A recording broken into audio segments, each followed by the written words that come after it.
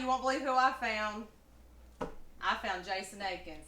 Hey, Jason, it's good to see you today. Hello there, Kimberly. Hello there. That was so proper. Thank you. All right. Thank you very much. All It's right. good to see you. It's good to see you too. All right. Something you should know. We've already figured this out. I have the gift of gab. You have the gift of gab. We can both talk. We can both talk. Indeed. We can both talk. So we're going to try not to make this last 300 hours, right? We're going to try. We're going to try, but we both have lots of things to say. There's a lot that needs to be said. Yeah. And probably a lot that shouldn't be said, but will be said. I will agree with that. I will agree with that. I always say it's probably a good thing that TikTok limits me to 10 minutes because otherwise I would just be talking nonstop for 3 hours. But sometimes even on my TikToks, I feel like I'm, let me tell you something else, and I'm still trying to squeeze it into that 10-minute period. Do you feel that way sometimes?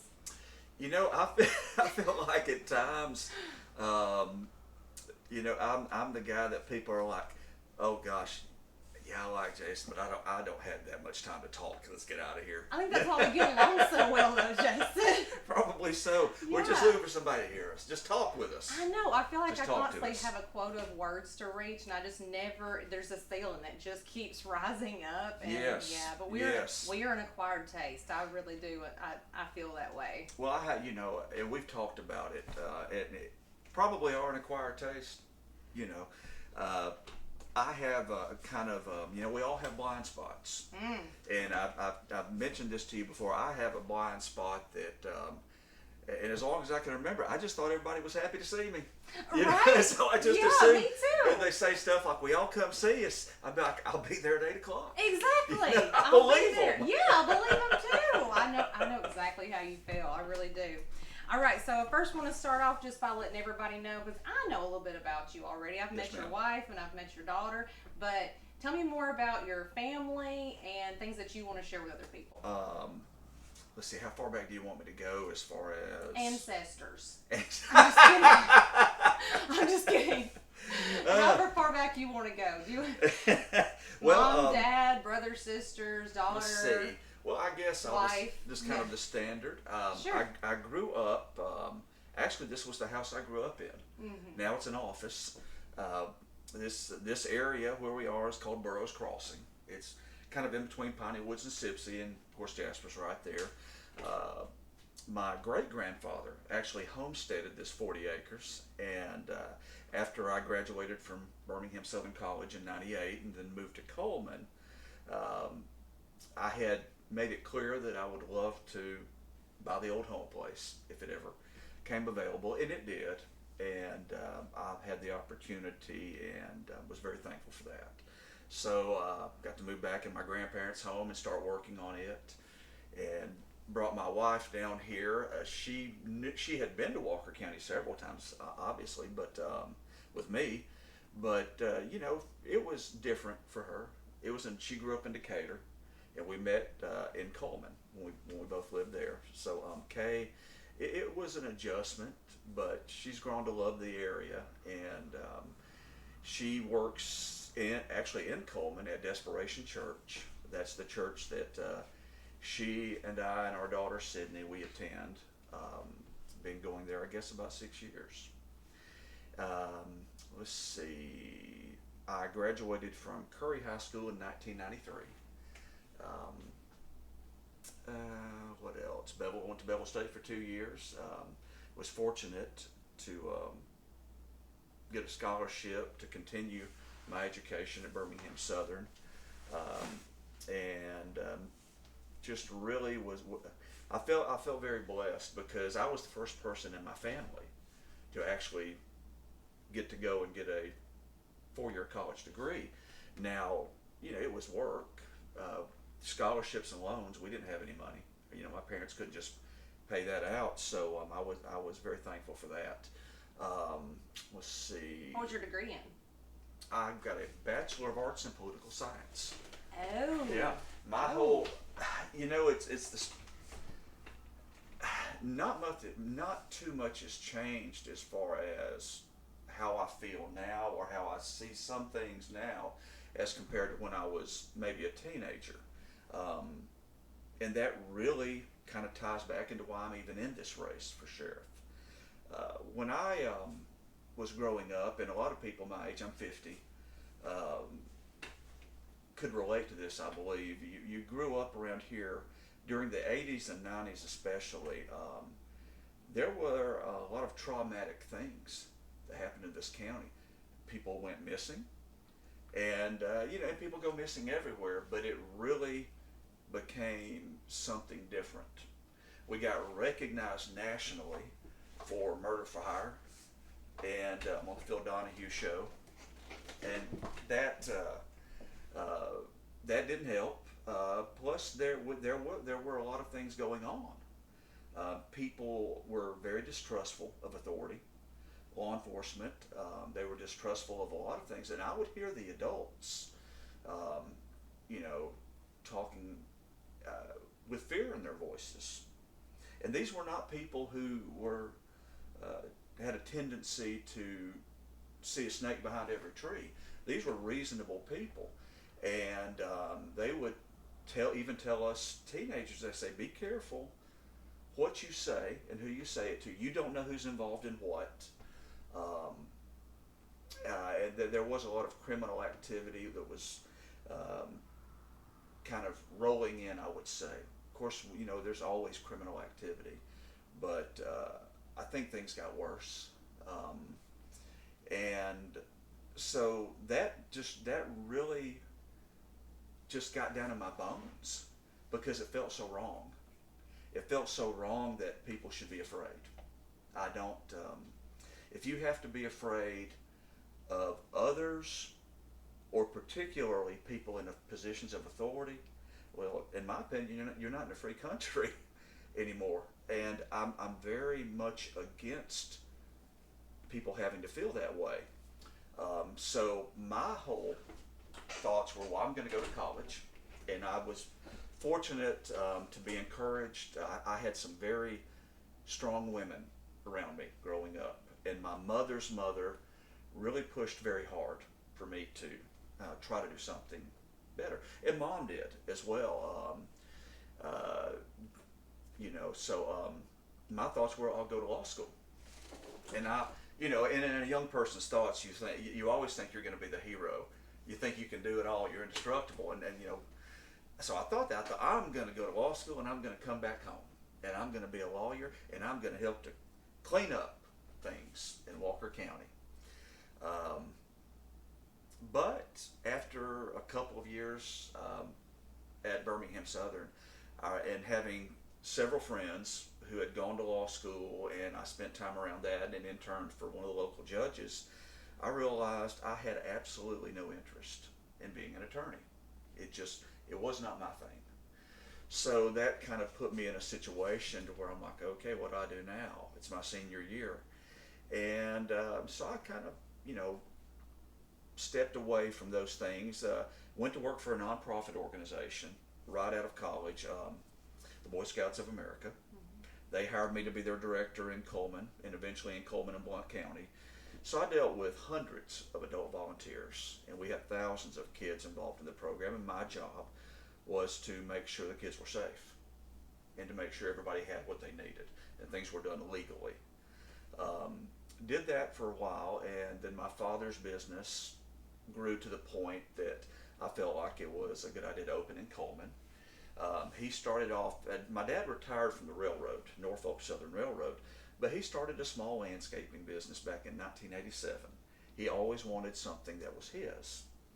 And when I was 12 and my older sister was 13, we were his little workers. He put us to work, and so I grew up working and working hard.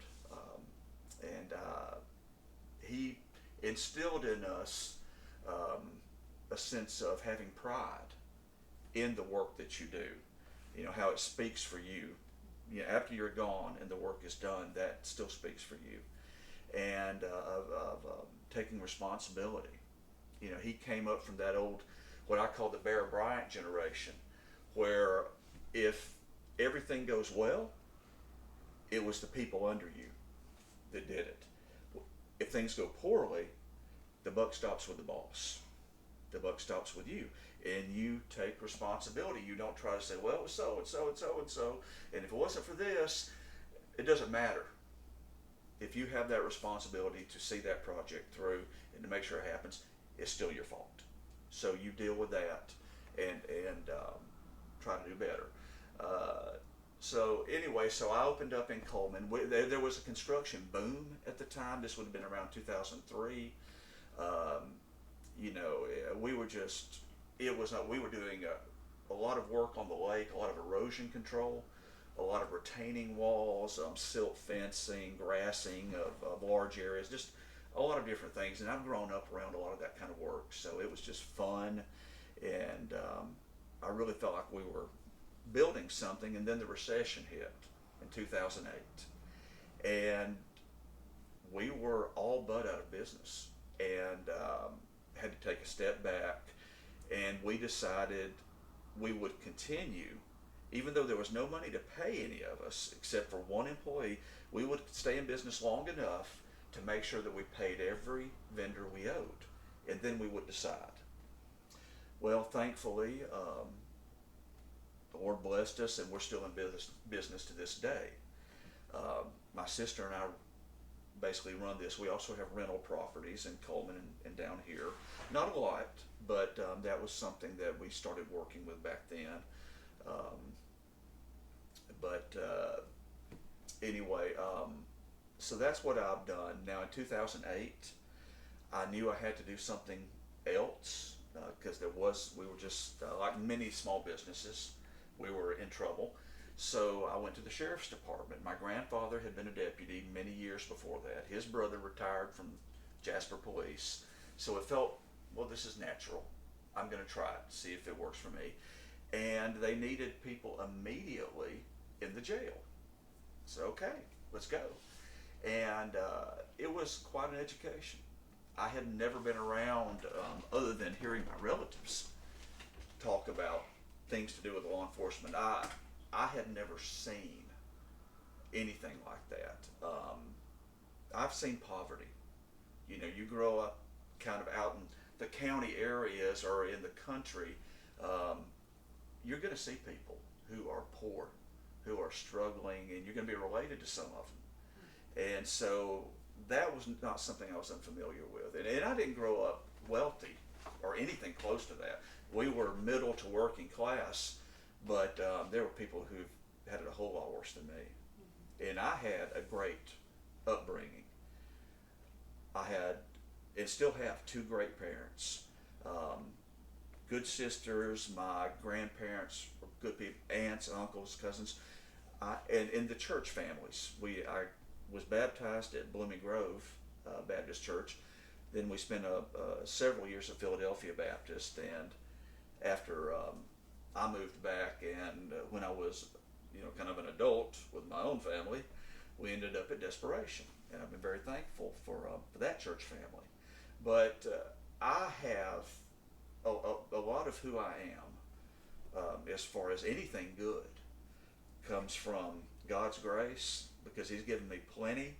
Because I'm like anybody else. I've been a stupid idiot at times. You're holding your hand up too. And the upbringing I had, they deserve the credit, not me. People say, you're a nice guy, you're a good guy, and I'm thankful for that. But I could have been just like anybody else. Had I had it worse, or had not had the proper upbringing, or never understood, God's forgiveness and how to, kind of turn your life around. Yeah. So, I'm thankful, and I realize that anything good about me, a lot of other people have had a hand in it. So, let's see, what else can I tell you? Okay, so I went to work there in 2008, and the administrator over the jail was, at that time, was a man named Trent McCluskey. We developed a kind of a close working relationship very quickly, and I worked at that time with some great people. At 34, I was one of the younger officers, and there were some people there, and I if I could right now, I'd name them all, because I love them. I mean, I love them to this day, but they took me in like their kid, and they looked out for me. They trained me, and it was just that part was, there again, I found another family. And then there were officers that were my age or younger, mainly younger, that I got close to.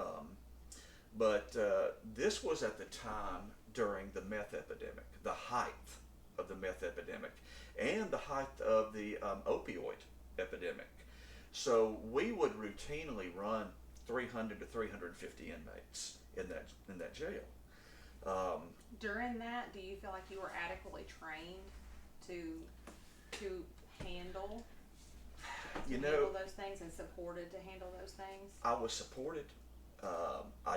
I can't say that I was adequately trained, because when you take someone who has never been in a facility like that, never dealt with those kinds of issues, man, that's a lot. It's a totally different way of looking at things. Mm-hmm. Now, the one thing that they didn't have to train me on, I think because I was a little bit older, I was 34, I realized going in there that the people in that jail were not from the planet Mars. They were my neighbors.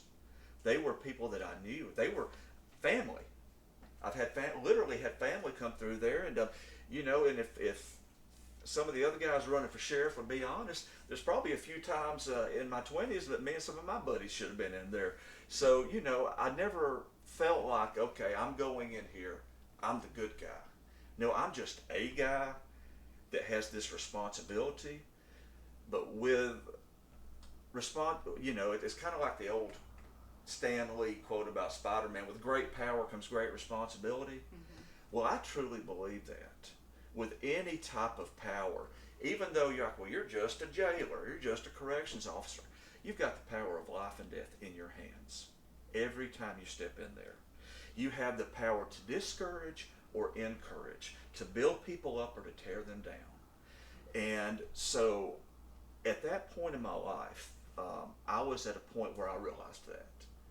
And my dad had always driven stuff home to me, things of that nature. Hey, you're not any better than anybody else. No one is better than you.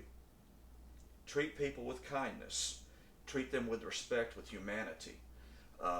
Don't treat anybody in a way you would not want to be treated, or you would not want to have your family treated. So those kind of things. I remember before I started, my dad saying, God's watching. And he's going to judge how you treat those people, because you will have authority. So I take that very seriously. I don't think it's something to flash and necessarily look at me. And I'm not, I don't say that to say anything bad about anyone. People should be proud of what they do. Mm-hmm. They should be proud of what they do for a living. That's the work. Be proud of the work. But, to me, a sense of humility is what it's called for. Because if you don't have a true sense of yourself, if you're not centered, and you don't have a sense of humility and understanding how things can happen in other people's lives and in your life, then you could easily become a hard-hearted person, because you're going to get lied to. You're going to get taken advantage of. You may get attacked, physically attacked.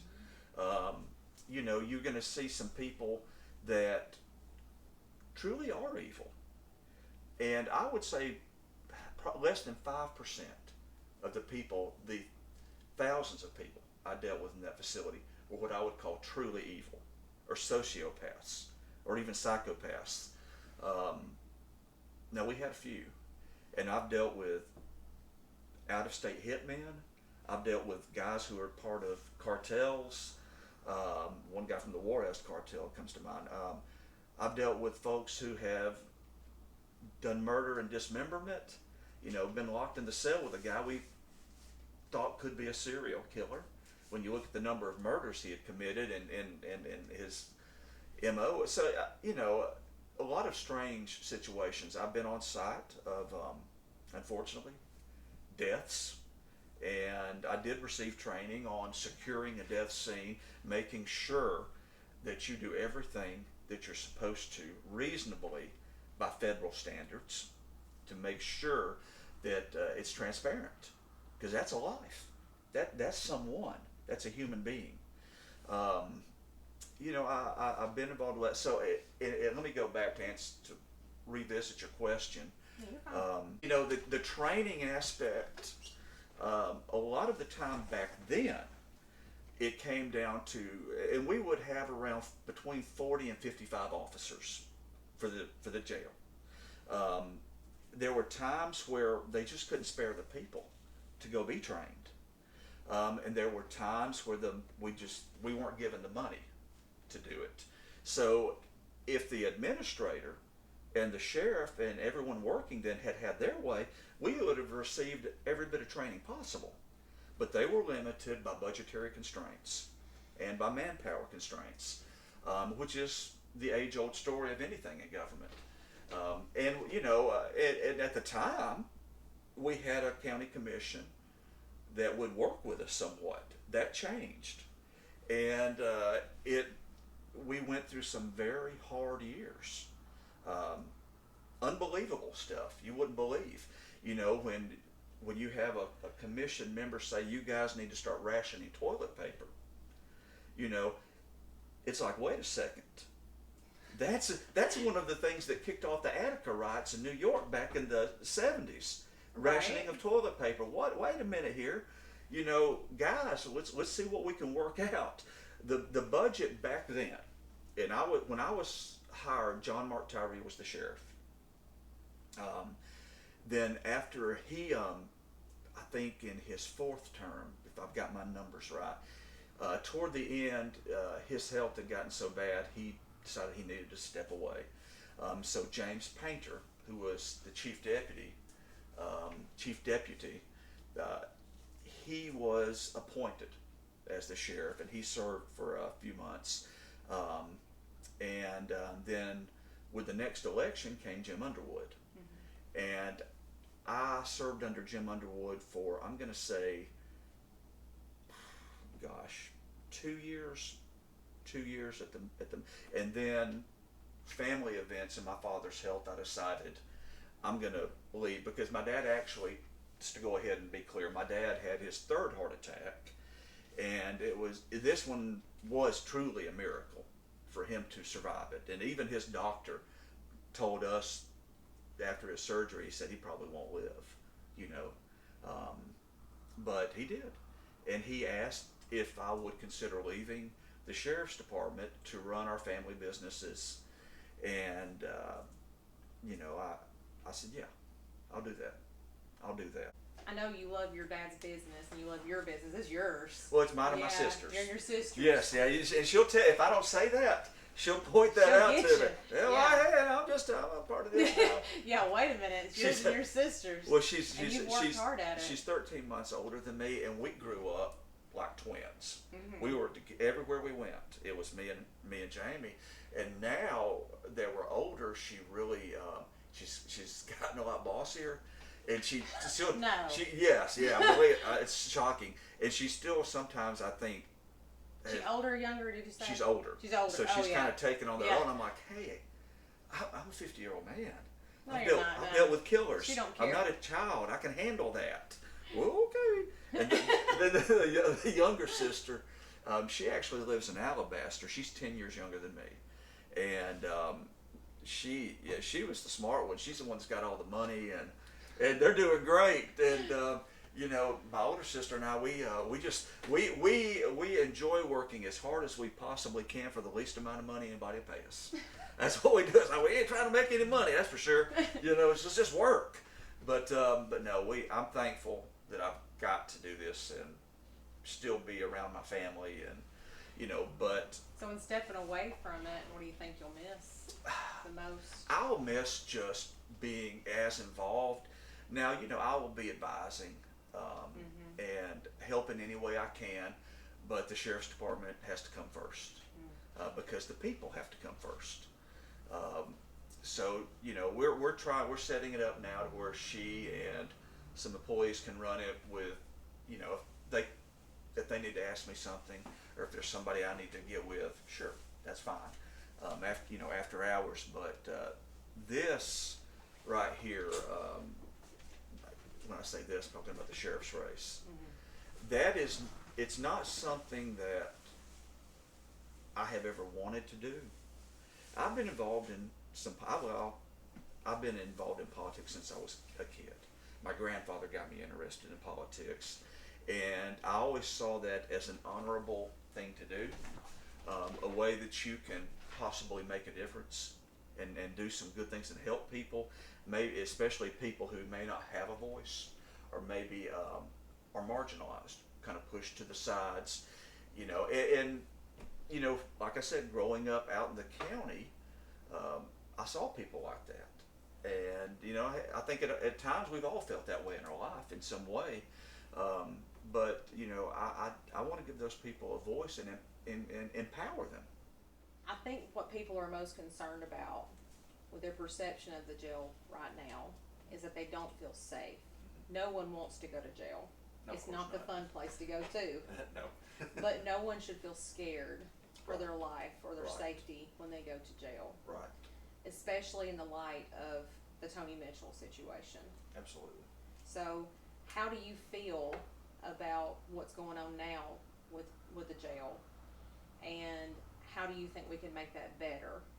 Okay. In your experience with the jail when you worked there, how do you feel like things were then? How do you feel like things are now? How can we make it better? I'm going to leave that open for you to discuss. Okay.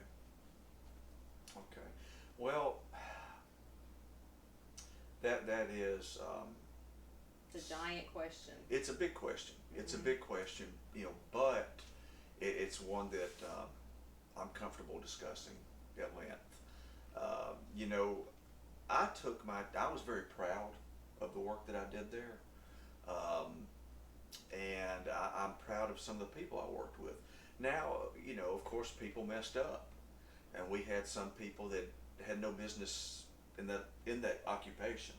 Eventually, you help them to maybe find another job. It's just if that's not where they need to be. And I had opportunities to step out. I had everybody from chief deputy on down saying, "Hey, why don't you go out on the road? Why don't you go and get a post and do this?" And you'll enjoy it more. There's more of this, more of that. So I could have done that, but and a lot of I appreciated them seeing or believing that was something that I would be good at. But at that time, we had a pretty violent jail. We were not able to guarantee the doors would stay locked. Yeah, they were picking. I mean, it got so bad. They would pick doors and go outside the jail to get whatever had been left at the post office for them, like they were picking up a package. And they were. And then they would bring it back to the jail. And we were scrambling. And we, at the time, the commission, they just said, "Can't help you. We don't have any money." Okay.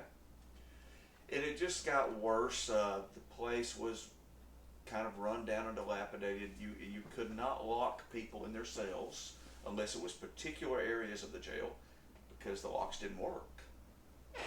Now, certain areas they did. So it was a totally different world. The population of the jail was higher. I shouldn't really say a whole lot on how it is now, but it was more violent, I would think, then. And that had a lot to do with the demographics of the jail and the type of offenses. Also, they didn't have televisions back then. They didn't even have books to read. The inmates had nothing. That was by design from, the sheriff that hired me before I ever got there. That was by design. They just, and invariably that leads to idle hands, and now you got problems. At the time it made sense to them, but so yeah, you always had that. You always had the possibility of fights breaking out, just like you do in any jail. You always had people who had very serious health issues, or who were suicide risk. Now, when I was there, um, myself and the officers I worked with, we were trained in suicide prevention. In other words, this is what you look for. This is what you listen for. You know, everything from body language to tone to anything where you think someone might be considering that, and you do your best to prevent it. You know, but it was, like I said, it was a very different place then. Our attitude toward people who were mentally ill was that we wanted to try to handle them even more carefully than we would anybody else, because there was a certain amount of empathy. You know, and I remember hearing, because I had a lot of officers that were older than me, who helped to train me and helped to train a lot of us. You know, if I heard it once, I heard it many, many times. They can't help it. They can't help it. Don't hurt them. And I have seen officers that were just good people trying to not hurt someone, and then they ended up getting hurt themselves. I remember I had this happen one night. A lady who was, bless her heart, she was extremely mentally ill, and we had to let her move from one cell to another. And as soon as the door was open, she attacked my sergeant. Well, I grabbed her to try to get her under control, and we ended up in the floor, and I mean, I was wrestling, and I didn't want to hurt her, you know, but she was not as concerned about hurting me. And she kicked me in the back of the head. I'll never forget it. My head went forward, and the first thing I thought was, she has broken my neck. But thankfully she didn't. And some of the other officers, we had some great female officers back then. They came up and helped out. You know... was that feeling of empathy, was it also felt by the sheriff at that time too? And expressed to the officers in the jail?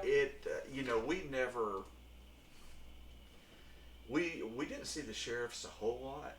Okay. The administrator kind of handled... he was very hands-on. And he was the guy that I was trained under, who was the administrator, is just very respected in his field, very respected. And I'm talking nationwide. He's been to a lot of different things as far as the field of corrections. And he was a good mentor. He taught me about, what are the reasonable standards of care and custody and control. You know, what can you articulate? In other words, why did you do that? Why did you not do this? So I learned a great deal, and it wasn't just me. He tried to imbue that into the other officers. So, you know, we knew, hey, you know, if you were not the kind of person that had empathy, and you were someone who's just going to go by the rules, you were still okay, because the rules, if you followed them, proper conduct, then you weren't going to hurt someone or kill them. You know, things happen. Things can get out of control, but that's not the what you want. You want control. I wanted it to be boring every night. Just terribly boring, quiet. You know, I enjoyed going to each one every night, or many nights, going to each one of the dorms and talking with these inmates. And they, after a while, they would just tell you their story, and you got a better understanding of who these folks were, and you understood how easy it could be you, or be someone else that you cared about. You know, often I kind of at times took on a role as an advocate, because I was the law librarian for the jail, which means I had the criminal code information, and when they needed help looking up stuff, I would either help them or I would get them the means to where they could look up some legal information. We didn't have much. We didn't have much at all, but I tried. And I tried to advocate on health issues, because Oftentimes we had a different medical staff there at that time than what we've had. It changed. Um, but I thought it was important that if I saw an inmate that really was in need of medical help, and maybe they weren't being listened to, maybe they didn't know the steps to go through, I had a good enough relationship with the medical staff that I could bring them on up, say, hey, I need you to talk to them. There's something going on here. And they would listen to me. And that meant a lot to me. So I tried to be a positive force while I was there, because I truly felt like that I was put there for a reason, and that reason was to serve. Well, number one was to serve God, and number two was to serve the victims of crime and the people who have been accused of crimes, because they're pre-trial. Most of them are pre-trial. They haven't been found guilty per se. Now, some of them, they're career criminals, Okay. But that doesn't matter. It is very important that they are kept in a safe, humane, respectful environment, and that they have all of their civil rights respected. Because if we can't do that for them, well, the next step is you. The next step is me. So if nothing else, self-preservation ought to tell us, hey, we've got to make sure everybody gets their rights in this country. But just human decency and the desire to see your fellow men and women do better, that should be enough. But when it's not, well, you know what? We also have laws. We had a standard operating procedure, standards of operations, an SOP. You can call it by different names, that we went by, and they've already told you that about our SOP, because at one time it was said we never had one, but the fact is I have had it in my hands. I know we had one, and it was actually cleared by a federal judge. So a lot of what we did had already been adjudicated years before in a federal lawsuit. So, doesn't mean we didn't fail at times or not perfect. Doesn't mean that at all.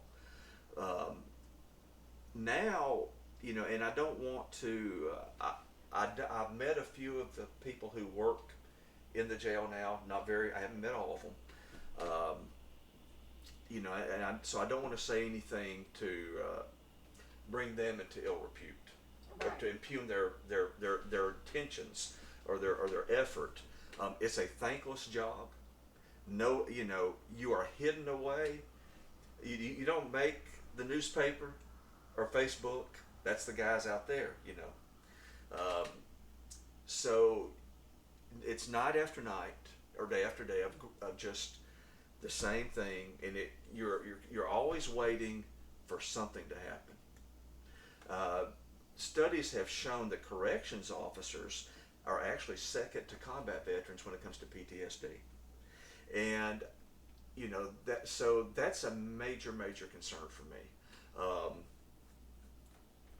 I don't think I just segued into something else. If you'll forgive me, I'll make it quick. You're fine. The mental health of our inmates and our citizens is very important to me. But one thing that gets overlooked quite a bit is the mental health of our officers. There's nothing in place right now, never has been, for a deputy, for an investigator, for a jail officer, if they're going through depression, anxiety, PTSD, because a lot of them have it, they don't want to talk about it.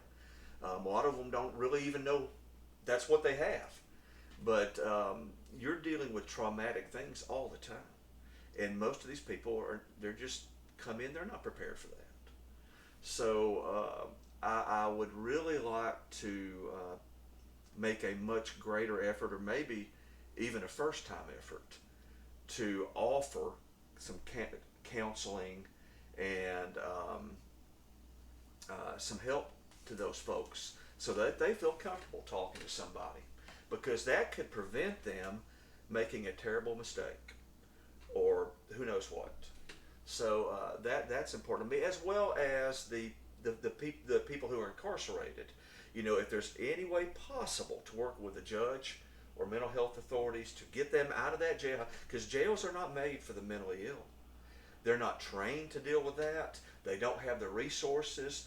It is difficult, and it's really an injustice to the mentally ill, because they need to be in a different type of care. So to try to get those people help, and there have been times when I worked there that I worked to do that. You know, we've got to get this person out of this facility. You know, they need real help, not the kind of help we can give. So that's a very important issue to me. I know a lot of things come down to money, and we'll talk about that. We'll talk about that, but I do believe there are things you can do that are not going to cost a lot of money. We have ministers that come to the jail all the time. I feel quite confident that there are ministers or counselors who would be willing to help our officers. You know, I feel quite confident we can work with the local mental health authority and the judiciary, and if we can't get someone out of there, try to at least provide more help than what we have. Now, I'll say this, in the way of providing help, you know, and if anybody, if they're doing good, then I give them the credit. I do believe that the current sheriff's department's done well in as far as helping people with addiction and offering, you know, some means of to rehabilitate or to get your life. At least that's what I've seen. Now, there's a lot about it I don't know, and a lot about it I won't be able to know unless I win and can sit down and review each thing. But whatever helps people, whatever works, I'm in favor of it. You know, so, but going back to the jail, I can understand where people would be afraid. If some of my family was to go in there, I'd be terrified. I would have been terrified 10 years ago, 15 years ago, because I've been on the inside and I know what can happen. You've got to have greater staffing. That's one thing. Staffing means a lot. You know, they do have more technology now than we had. They've got a much better facility than we had. They've put probably $1 million into it right after Nick became sheriff, and that helped. And since then, they have tried to upgrade on the technology. I think that has really been a big improvement. The staffing issue, you know, part of that has to do with the pay. Part of that has to do with things that have taken place the last several years. I would myself, I would be confident that I can manage that facility and the officers there in a much different way, in a very much in a different way. You know, that's something as a sheriff I would want to go through there every week, at least once a week, and anyone that is at risk or at a high risk of death or suicide or maybe it's a because I used to deal with some high profile murder. These folks would come in and the administrator would say, "This is the officer I want y'all to deal with." You know, and I'd be like, "Thanks." You know, but you know, he was putting me in a position to deal with sensitive issues and sensitive.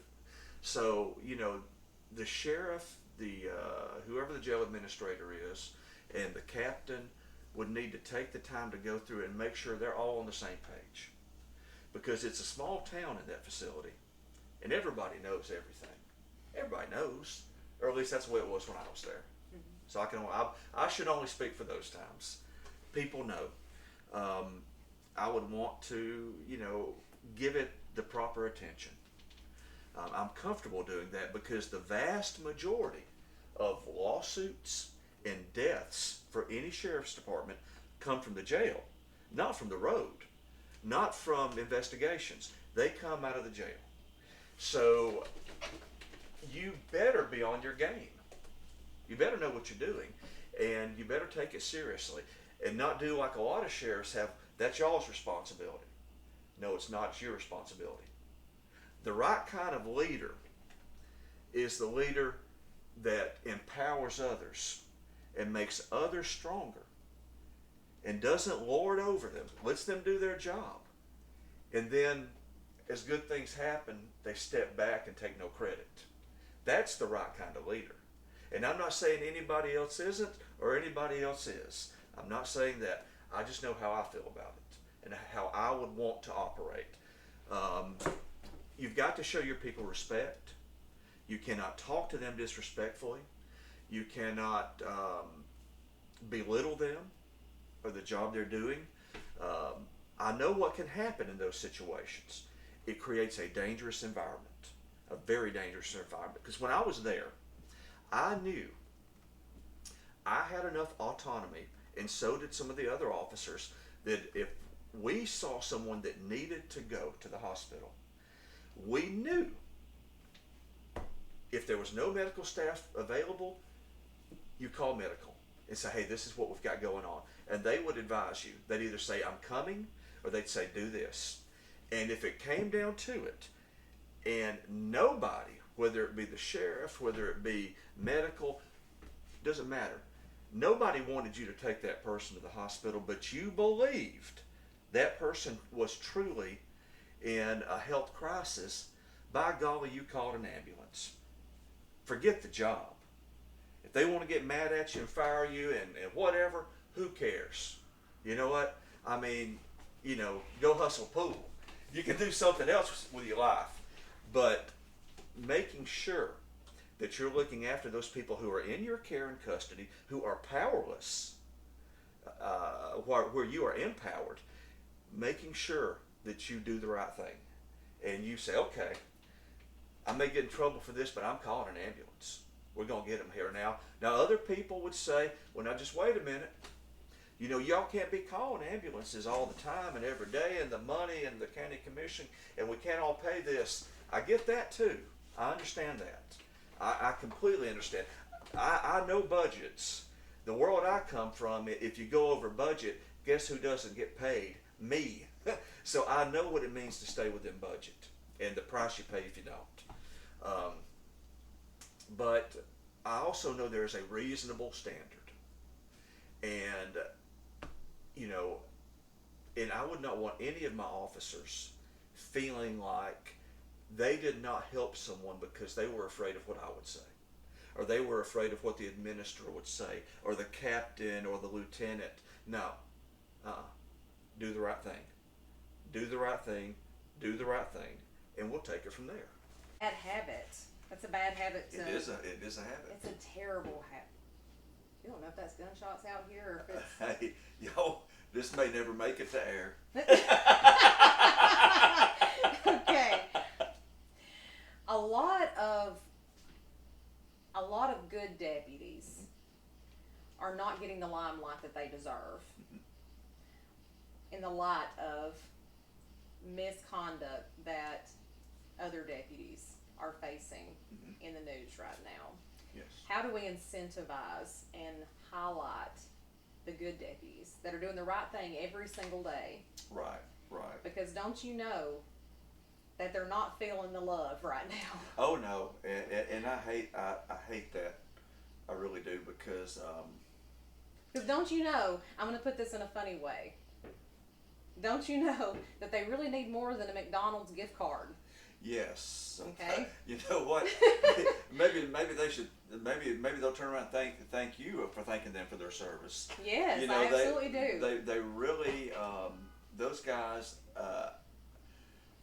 If you're doing the job, and especially if you're doing it right, it's hard. There's just no doubt about it, man. You have to be able to deal with so many different situations, and just watch everything you do, and it could still come back to bite you. Not to mention the fact that it's dangerous and it's stressful and it stays with you. So I do have a big place in my heart for deputies, corrections officers, investigators, anybody that is trying to do the job and do it right, and they wonder sometimes, does anybody really care? Does anybody really care, or are we just caught up in all the stuff that's interesting to talk about? But yet they go about doing their job. I would want, as far as if I were sheriff, I would definitely, like I said, I'm not interested in self-promotion. That's just not what I'm interested in. But those officers, they need to be recognized when they do, and especially the ones that just quietly go about doing their job. They need some recognition. And there are different ways of doing that. I would really, to be honest with you, I don't know what's the best way. More money would be one good way. We can talk about that. That's a whole different thing right there. But you shouldn't have to have another part-time gig when you work in law enforcement simply because you can't make enough money. That shouldn't be the case. So money is one thing. The way you treat them, I believe, is as big as anything. Do you, like we just got through talking about, do you treat them respectfully? Do they feel like their judgment and their experience and or education in the field are taken into consideration? Can they move up? Is there the possibility of not only getting more training but moving up through the ranks? All these are different things that need to be looked at. Something like a uniform allowance, that might not sound like a big deal to a lot of people. I can promise you, when you work, and I can always speak for the sheriff's department, when you work there, for the benefits and what you get paid, a uniform allowance and a Christmas bonus is a very big deal. Very big deal. So, there are all kinds of things like that. I think anytime you have difficult situations in a department, and we've been, I think I don't think I'm saying anything groundbreaking or earth-shaking. Is that even a word, groundbreaking? I guess it is, yeah. It is. There have been problems. There have been problems these last few years, but I'm going to sit here and tell you there have been problems for a long time, too. Even back to when I was a kid, because I heard the adults talking. And I'm not talking about people that, go around toting tails. I'm talking about reasonable people. We have had issues in this county as far as corruption. That's just the truth. We have had a lot of missing persons, deaths that were suspicious. Of course, you can't solve everything. Some things can never be solved. There's not enough evidence. I understand that. But I've said before that we're kind of like a traumatized population, because when people over a 20 or 30 year span, when a lot of people start going missing, never found, don't know where they are. This has happened with folks just in the last few years in Jasper and out in the county. This is nothing, it's not particular just out to the outer areas. There are people been going missing from Jasper. So, this is overall. Now, all areas have people that go missing. That happens. But I don't think we have done enough. And I don't think we could ever do enough. I don't think we can ever give up. If we can get some type of peace or closure for one family, if it took 4 years, 5 years, I don't know, it's worth it. People, they may not, or I think they would understand, you may not be able to solve this crime, but you're trying. And we know that you are taking us seriously as victims, as family members. You don't consider our folks throwaways because maybe they were on drugs or maybe they had this problem or that problem. You know, and then we've had some explosions. I mean, literal explosions. You know, all this stuff is so common to us around here. We don't think that much about it. It is not normal. It's not normal. So we need to face some of those issues. We need to face them as a people, as a county, and we definitely need to just say that's it. No more of this crap. Wherever things lead, let them lead. Let them go there. But we're not going to try to cover up anything. We're not going to try to just kind of say, well, that's so and so and that's so and so. Man, forget that. Forget that. You know, these citizens, whether you live in Empire, whether you live in Carbon Hill, whether you live in Quinton or in the middle of Jasper, they're all important. They all deserve to be heard and to know that their law enforcement is on the up and up, and that they are holding a standard of conduct, of ethics, something that is enforced, something that people can look up to and say, you know what, those guys, they may mess up every now and then, and they may not be able to solve everything, but they're trying. I can trust them. I know that when I call them, they're going to put the best practices to work. You know, we've had I'll go into the Tony Mitchell case, and it's bad enough. That case is bad enough. We've also had other situations where people who were mentally ill, there were wellness checks, and the wellness checked with the person being shot to death. Now, number one, I would expect any of my officers to keep themselves safe. I mean, I would never ever say, well, put yourself in jeopardy of not going home because we don't want a lawsuit. No. That's not a fair place for those folks to be. But at the same time, I think there's a better way of handling these situations than what we have seen. And I'm not just talking about the current administration. I can tell you situations years before that where people who were mentally ill, or perhaps they were autistic and just on the higher side of the spectrum. Maybe they were nonverbal and just had a crisis where they have been injured, killed. I mean, so this is serious stuff, and this is something that could happen tomorrow.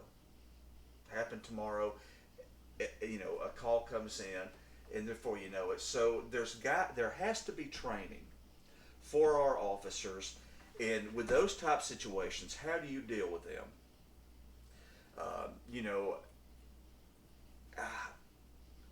We have a use of force continuum. It's there for a reason. We don't always have the manpower we need, but if you are going into a situation where someone is they're out of control, they have mental health issues or a history of it, and a lot of times that information will come over on the call to dispatch. I would say you never handle that alone. If we don't have a deputy, I bet you there's a municipality or a trooper or somebody that could come back you up, because you don't go into that situation and now you're confronting something that you really don't know what to expect, and sometimes it ends up in tragedy. Alabama's new Back the Blue law goes into effect October 1st, and a part of one of the amendments is to restrict in certain scenarios the ability for the person who's asking for it, who's filing the complaint, to get video recordings, and that includes body cams. Right. And since you brought up the mental health calls that certain deputies have went on, where it ended in a deadly situation, how do you feel about those things, about maybe certain citizens not being able to gain control of those body cams anymore, either in a civil case or a criminal case, that sort of thing? Right. And I have to apologize. I have not read everything about that bill, so I am. It's lengthy. Yeah, I'm sure it is. So I'm probably, well, not probably. I'm a little bit ignorant as far as that goes. But I am familiar with what you're talking about, and that part of the bill, and that has become an issue nationwide. Personally, this is how I feel about it when it comes to the release of body cam footage, dash cam footage, And jail footage and recordings. Unless a judge has adjudicated and has said no, that cannot be released, unless that has happened, then I would say that it needs to be released as quickly as possible. Because, and this is where I'm coming from with that. The people, if you want people to trust law enforcement,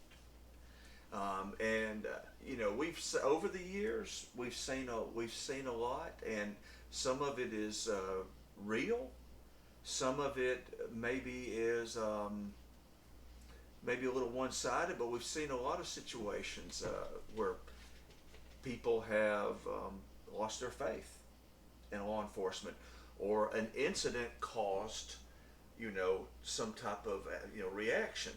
I believe that, and I hate to use these words because they're so often used, but I believe real transparency means, hey, you can see through this, okay? In other words, you can see what's going on. You can watch the video. You can listen. This is not something we're keeping in our private club. That's real transparency. Now, sometimes I know because of criminal proceedings and issues like that, that will affect on what can be released and when. Totally respect that, because you would want to make sure that everybody has their fairest opportunity to be represented and to have their side heard without anything to influence or taint the perception. But no, to me, body cam footage, dash cam footage, jail recordings and footage, number one, they protect officers. Because if you're doing the right thing, and then somebody says, oh, no, it's what he did, and I got this lawyer, we're going to get some money now. No, watch the video. And also it protects citizens, because no one should ever have to be afraid of a law enforcement officer. If they are, something's wrong, bad wrong. Now of course if you're committing a crime, you might be kind of afraid, but but even then, you should know these guys are going to do the job the right way. And I know there's not going to be anything that I need to truly be afraid of or in terror. And that footage helps to also give you that confidence. I won't just be like, well, no one's going to believe you. They're not going to believe what you say. It's just my word against yours, and I'm an officer. Now, you don't got to do that. We have the footage. What does the footage say? And that tells the story. So, as far as our department goes, if I was the sheriff, I would say unless there is a compelling reason, and it's not to, or it is not in the best interest of the people directly involved, I would say release everything as quickly as possible. People have a right to know.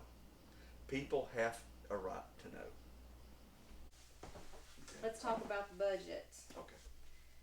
Budget issues are a tale as old as time. Yes. Everybody wants more money. Everybody. I want more money. you want more money. That's right. And we always think that's the solution to the problem. That'll fix it. That'll fix it every single time, won't it? Yes. Yeah. We're always short on it. Just give me some more. Yeah. Just give me some more. That's right. So, is that the real solution to this problem? Because we've been told that there's just not enough. There's not enough. There's not enough. Do you really think that's really the real solution here? There's not enough, or do you think you're going to be able to come in and because you ran a business, you know how it's done. Okay. Is it both? It's. Is there an easy answer to this? No. No. No. There's not an easy answer. The first thing I would look at, from there again, from what I've had to do on job sites, on projects, and for our overall budget, and I know we're a tiny, tiny little business, but we're like any other business. If you don't manage, you don't get paid, because you have to pay those employees. You have to pay your bills. Well, you don't have to, but you should. So the first thing I would say is, I would have to have a third party to audit everything, and I mean everything. And I want to know where the money goes. We're on the same page. Right. Yeah. Where the money? How much money? Where did it go? Whose hands did it pass through? And I would want to be able just to take some time, because this is the thing. I mean, there's no doubt that the officers need more pay. No doubt about that. There's no doubt that it is expensive. Healthcare is expensive, and you have folks coming into that jail who are often have not been taking good care of their health. So, or maybe they have, and they just have a pre-existing condition. You never know. You never know what can happen. So, it can get expensive. There's no doubt about that. But as I said, just a few years back, 8 now, I believe, maybe more. When I was there, the budget was, like I said, I'm going to say we'd gotten up to 5.6 million, something like that, 5.7. And what would be considered by the standards of what the commission can allow for the sheriff's department, what would be considered a reasonable budget right now would be 7 million. Well, we're up to 9 million. We're 2 million over budget. So, and I'm not going to sit here and say, well, there's obviously something being done improperly. I don't know that. Until you look at the real numbers and understand what is going on, you can't make that claim. So that's where the audit comes in. And that would need to be the results would need to be published. They would need to be, there needs to be no hidden money. I don't care if it's the discretionary fund. I don't care, money you're getting from pistol permits. I don't care. That should be every month or every quarter. That should be made available to the public, to where they can see, oh, that's how much money they have here. That's where that money went. To me, it's very simple.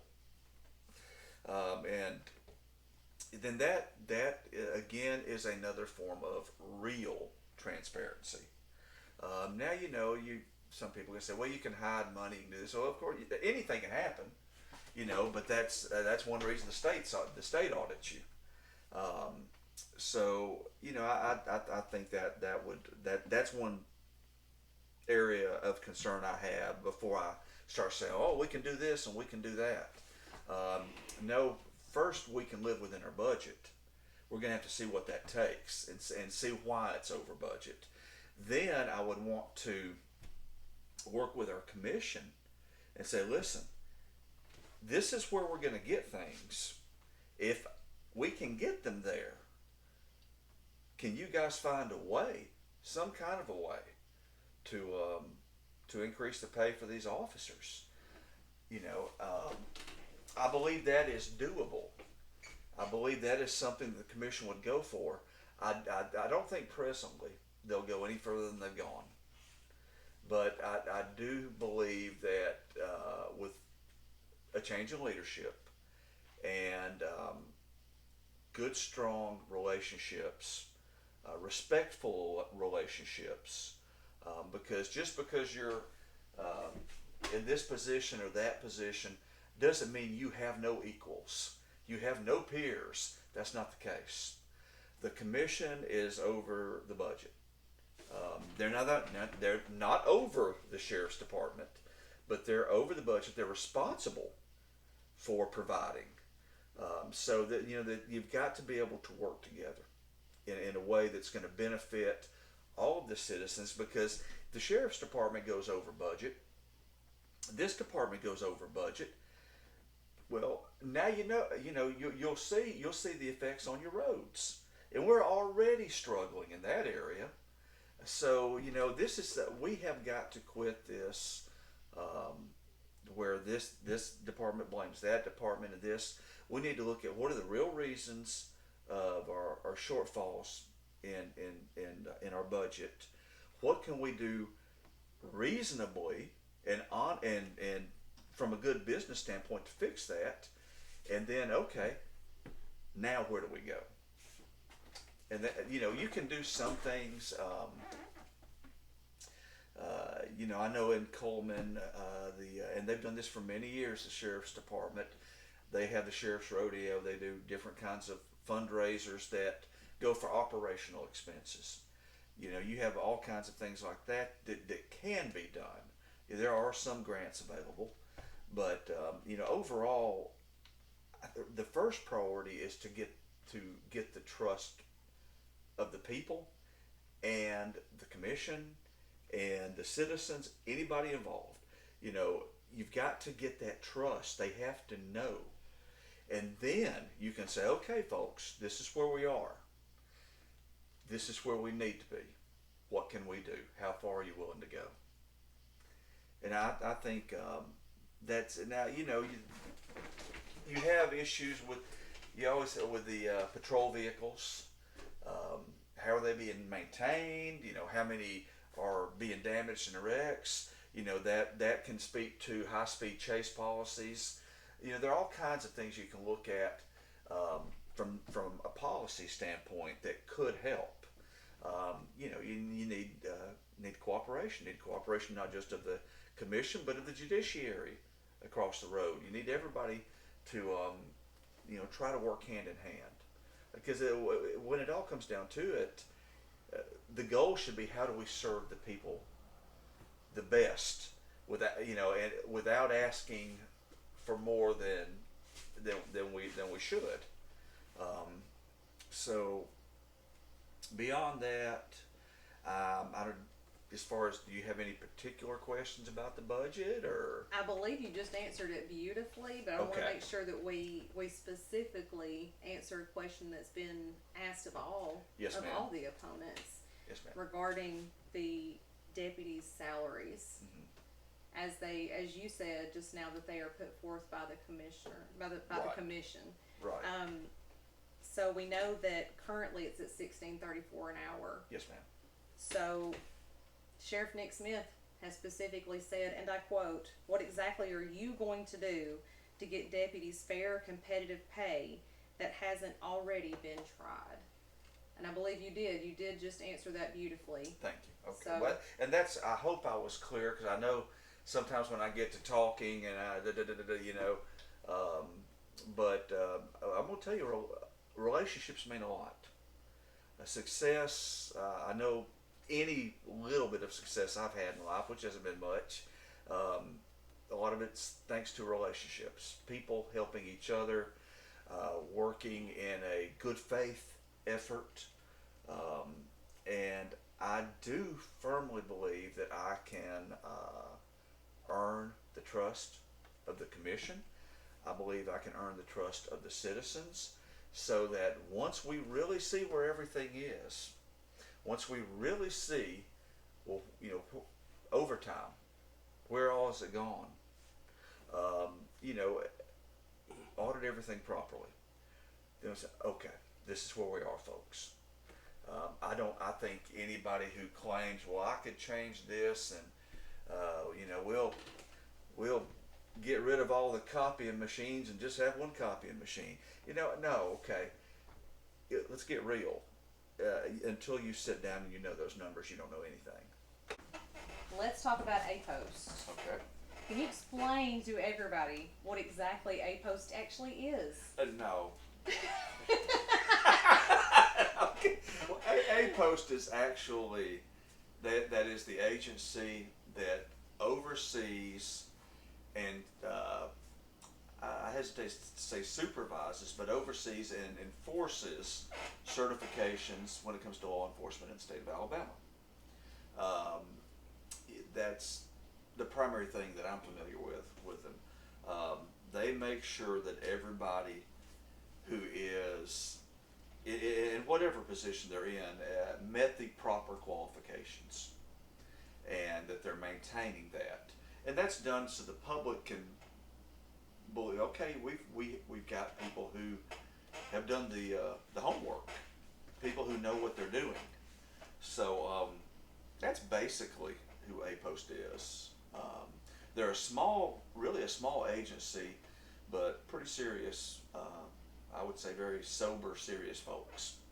Does everybody in Walker County Sheriff's Department have to be A-Post certified? No, ma'am. No. Does the sheriff have to be certified? No. The sheriff is a constitutionally elected office. Make sure I'm saying that correctly. But there is no requirement that they are A-Posts. And some people are like, well, how can you do this? Well, and I understand why they say that, or what would be confusing.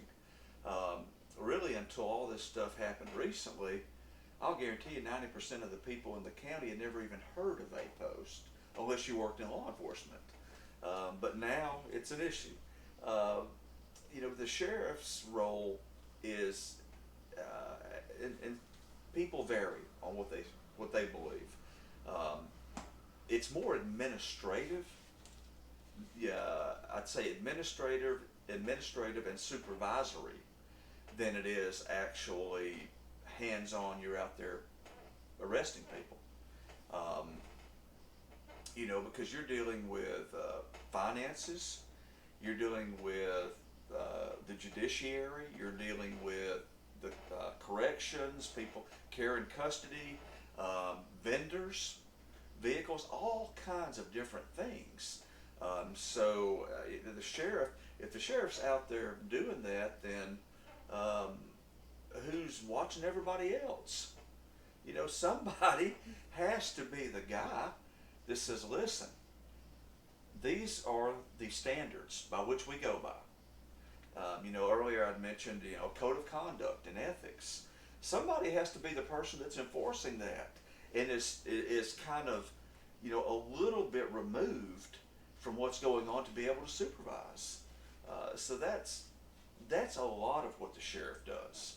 Now, I have had some people ask me, because there are a few of us who are in the race that are not A-Post. I worked in the jail. I could have, like I said earlier, I could have gone to the academy and gotten my A-Post, as they say, but that's not where I was needed. I was needed in the jail, and I believe you serve where you're needed. That's just how I see it. So I never did that, and then after I left, I didn't think I'd ever be back, to be honest with you. There are avenues. If it was if the voters and the citizens said, we really want you to get this, yeah, I'd go do it. They've got a great program. You can go on the weekends. I mean, there's different ways of doing that. So yeah, I wouldn't have a problem with doing that, as long as it didn't interfere with doing the job. Because, in my opinion, if you've got the proper administration, a lot of these issues never happen.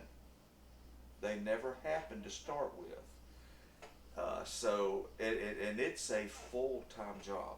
When you have deputies on the road who, many of which are more individual individualistic or autonomous than, say, city officers, because they're covering a large county, and I apologize for being so fidgety, but they're covering a large county, as they are in anywhere in the country, and they have to be more independent, because you don't have 10 other officers that are going to come driving up there any minute to back you up. So it's different than say how it is within the cities. You take Jasper, for instance. They have a lot of officers, and that gives you the ability to have a larger presence, and it's safer. The county has never had that, and they certainly don't have it now. So you're dealing with people who at times are having to make life and death decisions immediately, without any contact with anyone. So you've got those guys. You've got investigators that are investigating, of course, murders, drug sales. Of course, fentanyl is just infiltrated all kinds of things. And you've got, like I said, the jail staff. You've got the clerical staff. You've got the people who are dealing with the actual finances for you. So the sheriff has a full-time job managing everybody else and putting the proper people in place to help manage and help make decisions. Because, like I said earlier, no matter what happens, no matter whether you're out there pulling people over or you're back at the office making decisions, the buck stops with you. The buck stops with the sheriff. Period. Well, I'm sorry that happened. Blame me. I'm the man in charge. And I know a lot of people say that. That's easy to say, and it sounds real good to say. I know with the businesses that I've been involved with, the family businesses, I can assure you, anytime one of our employees has done something that has either angered or upset a customer, they weren't interested in talking to the employee. They wanted to talk to me, and I was the one who took the heat for it, and rightfully so. And the same thing if I was the sheriff. It comes with the territory. Okay, to round this all off, we got to have some silly questions in there. So first off, right off the bat, what's your favorite snack? I know the answer. You give them your answer. Popcorn. Popcorn. What kind of popcorn? What's on it? Go ahead and tell them. I already know. That would be Pop Secret home style with olive oil drizzled on it. You can't beat that. Jason, this is the most boring snack. It is for most people, but I am very boring for most people. You are not boring. That's the most hilarious part about this is you are not boring at all. I feel like I'm pretty boring. You are not. You are not boring at all. It's like I can tell you right now, if I walked out that door and I disappeared, it would not be hard to put out some kind of APB and say, well, what was he wearing? Well, more than likely he was wearing this. Well, what was he doing? More than likely it was this. I'm pretty predictable. His snack choice took me off guard. I thought it was going to be way more interesting than that. Really. Olive oil. No reason to take a risk. That took me right on out, okay? All right. Next up, how do you take your steak? And there is a wrong answer to this. I like mine well done. I will leave. I'm done. You don't like well done? No. What's wrong with you people? You killed that cow in vain. No, man. I don't want to drink the cow's blood. I'm not Dracula. I just want a crispy steak. Jason. And it also burns the fat a little, so it's easier to eat the fat. I cannot believe this. Just put it in some Dales and well done, and if it's a little crunchy, I like Dales, but you done burnt it. You done burnt it. That's what you want. You done burnt that poor cow to death. That is awful. You're not trying to get a blood transfusion. You just want to eat some steak. It's got to have red in the middle. I cannot believe this. I cannot. You done waited to the very end and you done lost me. You said there was no wrong answer. There was a wrong answer. And obviously there was. And that was it. I cannot believe this. Oh my gosh, you think you know a person. Oh. No, I'm telling you, sometimes you do, sometimes you don't. Oh my gosh, I can't believe this. Oh my gosh. This just can't. Okay. All right, what's your favorite TV show to watch? You're at Like- home, you're in your comfies. Like now or ever? Okay, let's go with ever. Probably Sopranos. Oh, okay. That All right. that was well, it's hard to say. It's a hard decision. I liked Cheers and Seinfeld. Oh, Cheers was good. Cheers was good. Yeah. Sopranos was great. I mean, just perfect television. Yeah. A lot of times, I'll be honest with you, we'll pick out shows, Yeah. and try them out. And I've seen some good ones. Peaky Blinders. You know what else was It was good? great. Mama's Family. That was such a good show.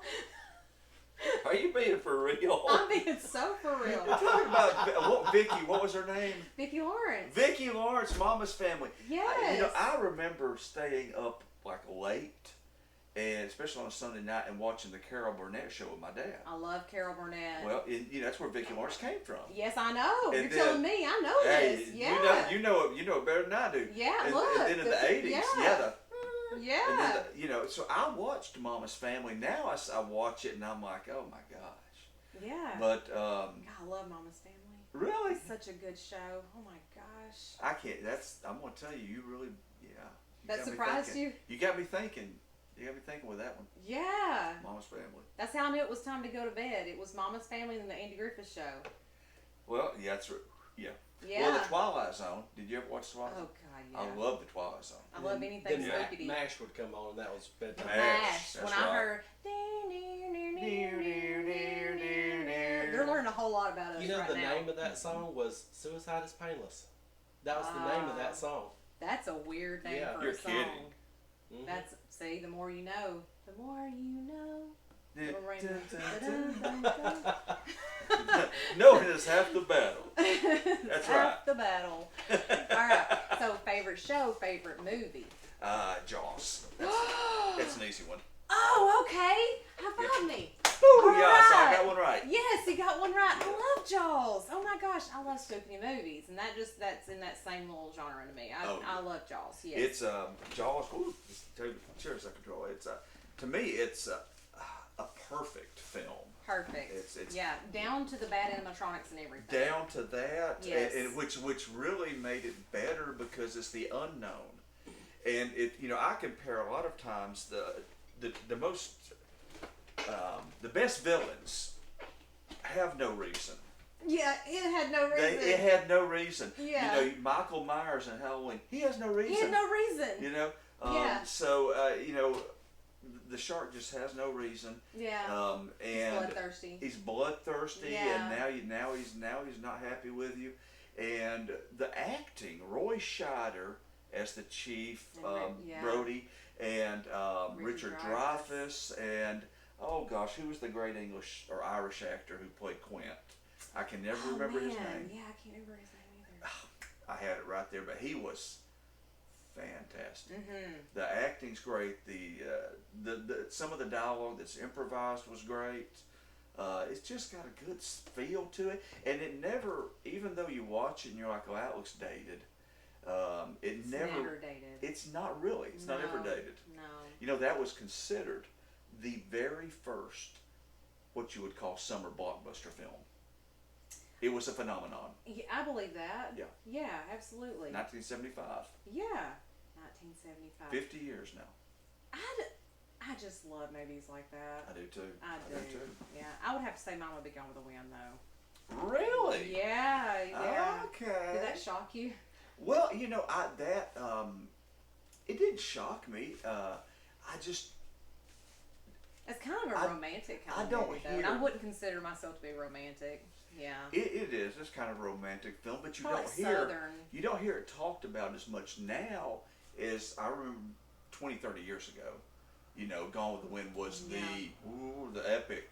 Yeah. And it still is, but it may just be the fact that it's so, that I'm thinking of the 80s and the 90s, and now I think Gone with the Wind came out in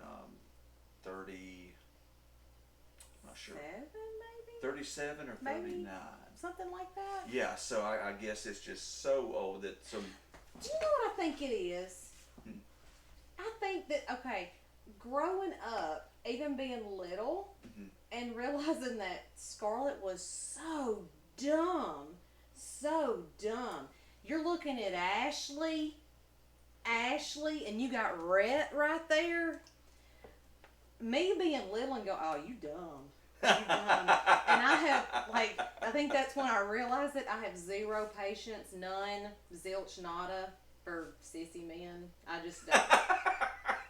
Sissy man. Ashley would.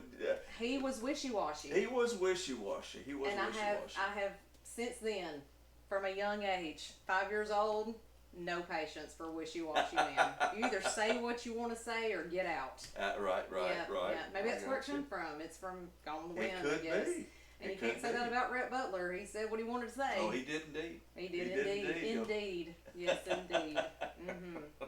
Yep.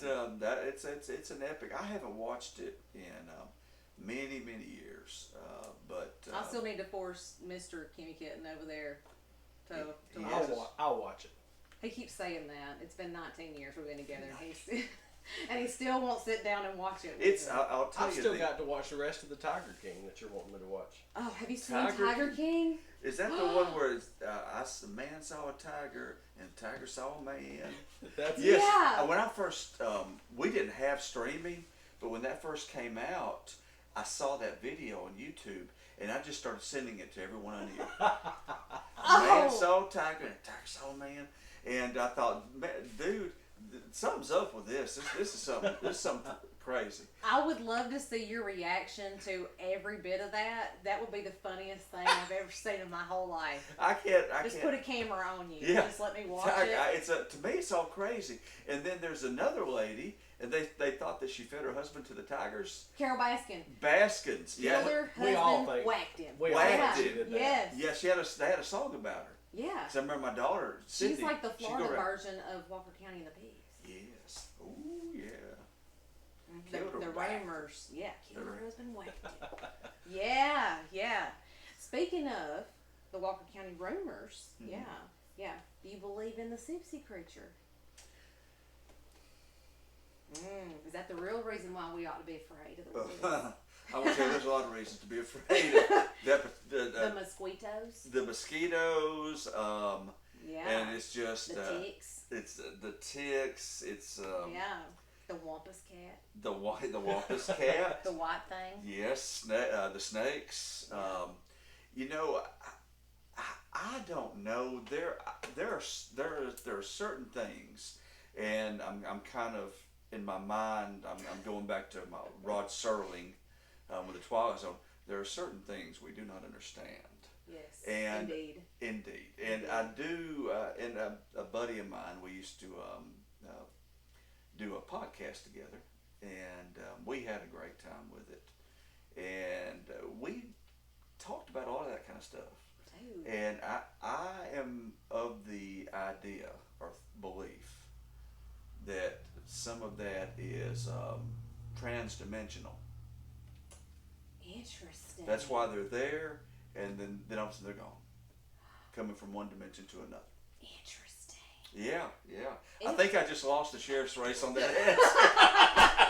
I was just thinking, it would be something else if me and you did a podcast together. Oh, it would be spooky, man. It would be so much fun. It'd be spooky stuff. Our families may never see us again. They made that. Well, Our kids would be texting us. I know. Where They're are doing you? that podcast, talking about spooky They're stuff. talking about and spooky stuff. Everything. Yes, I mean we're talking it up. That'd be so much fun, Jason. We should do it. Let's make We it happen. should. Let's make it happen. Let's make it happen. Oh my I'm going gosh. to tell you, there are people, a lot of folks, and this is something we discovered when we were doing it. We had another friend who would kind of help out. There are, all around you, there are stories out there. Now, some of them are, I'll give you an example. There was a guy, and I didn't know this, and who would know it if you didn't know it? But there was a guy that used to work, he was retired, but he worked for the district attorney's office in Walker County. And I'm not sure what he did, but that was not his career. It was post retirement. And then one day someone told me, you remember, they asked me, they said, do you remember that speech that Reagan gave in Berlin where he said, Mr. Gorbachev, tear down this wall? Yep. I said, of course I do, of course we do. He said, well, the guy that wrote that speech works at the DA's office. I said, you gotta be kidding me. He said, no. He said, he kind of went through what his background was, and he was like, buddy, you never know what's around the corner. You don't know who has done extraordinary things down the road from you. Or when it comes to things that are unexplainable or hard to explain, people who have had serious things happen and, they've got a story to tell. So there's something to it. I don't really know what it is. That's the only thing I could come up with. Is just kind of, they just kind of crossing over or something. That's why they come out of the woods and they say they were chasing me, and I could hear them, and they were hot on my trail. And then by the time we got to the car, they were gone. Yes. So I don't know, man. I don't know. there may be some kind of crazy cat man out there. I don't know. Who knows? Who knows, man? The real things, real people are scarier than that. I'll take the cat man. Amen. Amen. I got one more for you. Okay. Okay.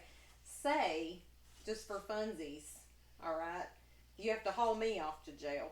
Okay. Okay, which would never happen. No, it's not possible. I would never do anything. Okay? I would never do anything to make anybody haul me off to jail. Okay? What kind of music are we listening to when you take me off? Okay. Okay? What kind of music you like to listen to in the car? Okay, well. You wouldn't torture me with anything, no. But that would be cruel and unusual punishment. Well, and that depends what you would like to hear. Oh, you'd be nice and let me pick? Well, no. No. I'll be honest with you. I think everything calls for, or different type situations call for different methods. Okay. If I've got to have somebody in the vehicle that's going to jail, first thing I know is they're not going to be real happy. Two, they may be very unhappy, and let's see what the three. This could be at the lowest point in their life ever. So what am I going to play? Something. You got to bring the temperature down. You got to chill things down. You got to bring it down. You don't want to pop in some Pearl Jam. And all of a sudden, you look in the rearview mirror, and they're like, it's always time for Pearl Jam. It's always time for Pearl Jam, or something like that. So I'm thinking, I'm probably going to put in something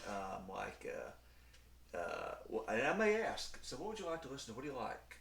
I don't care, whatever you say. Or, put it on this. I don't know. I'm not a radio Nazi. I don't mind. If they say, hey man, can we listen to this music? Well, if it'll make you feel better, you're on your way to jail, sure. We'll listen to it. But so if I say Britney Spears, yeah, we're gonna put yeah. Hillary Duff. This is what dreams are made of. If that's what you need, you know what? For those that little bit of time, which I like a lot of different kinds of music. The irony. I like, yeah. Hey, yeah, the irony. If that's what would help you to deal with that moment, my go-to would be Tony Bennett. That would be my go-to, Tony Bennett or Dean Martin. Because that, that might send me through the roof, Jason. Well, and I know some people it would, but I don't. You can't listen to those guys and not be like, okay. Think about my life choices. Think about my life choices, Right. or even some Bob Marley. Put on some Bob Marley, you're gonna be like, everything's gonna be all right. I'm gonna mellow out in this. Yeah, I'm gonna mellow out. So I don't. I like to listen to all kinds of music. So I'll tell you one thing I used to do when I was the sergeant over the third shift, and I didn't have a lieutenant, so I kind of did, as long as it was by the SOP, I did what needed to be done. And it was Christmas, so I would be in the booking area, and we had several people in booking cells, so I would play Christmas music on my phone so they could hear that, and they enjoyed it. They hadn't, as far as I know, no one had ever done that before. Not like it was a big thing, it makes me a good guy, but it made me happy. Made me feel good. Was it Dolly and Kenny Christmas? No. It was Sinatra, Tony Bennett, I'm those leaving. guys. That's it. I'm leaving. That's the best Christmas music. I can do that. that. That's the best Christmas music. They got the best. Not Dolly and Kenny? Well, no, I like Dolly and Kenny. The nerve. I like Dolly and My Kenny. my woman Dolly. Hey, Parton. Dolly. Now, I agree. Dolly is, she is absolutely phenomenal. But I don't have any. I'll sit at the table. Yeah, she's great. She's a great person. She's done a lot for a lot of people. Okay. Kenny Rogers should not have had the work done. That was a big mistake. It made him look like he was permanently paranoid. No, Yes. he was sitting at Dolly's Yes. table. That wasn't his table. Hey, man, Yes. I'll go along with that. Yes. I'll go along with that. Yes. I'll go along with that. Yeah. But I like Bruce Springsteen. Okay. The Boss. Play a little bit of that. Yeah. All right. So, but I'll take requests. Whatever What makes, kind because of- the thing is, if someone is in custody, Yes. oftentimes you're not going to be like, well, what kind of music you like, but to me, if it can make things go a little bit smoother for everybody, I'll play what they want to play. One night, and my sergeant didn't know this, I was down in the control room that was in the center of all the men's dorms, and I was listening to something, and I put it on, and I put it on the speaker in one of the dorms, and they're like, what is that? They all started coming around the speaker. They're like, hey, they didn't have TVs. They didn't have any way of even playing music. So, that kind of, and then, man, they just, well, play this, and then the other dorms started singing, and they all wanted to hear something, and then, of course, eventually I know, guys, I gotta stop, I'm getting in trouble. I just, I don't want to seem like it, try to make things too easy or on everybody, but life is hard enough anyway. If you can show a little humanity and decency, what else you gonna do? I feel better knowing that when and if I get arrested, that you'll let me listen to Christina Aguilera's "Genie in a Bottle" Hey man, you on the way to the jail. by the time we get there, you'll have me singing the lyrics. Exactly. I'm a genie in In a a bottle, bottle, baby. Exactly. Well, anyway, I'm gonna wrap it up. I think we've kept you here long enough tonight. That's fine. But I've enjoyed had the every minute most of it. fun, Jason. It's been a good time. It's been great, man. Thank you so much. All right.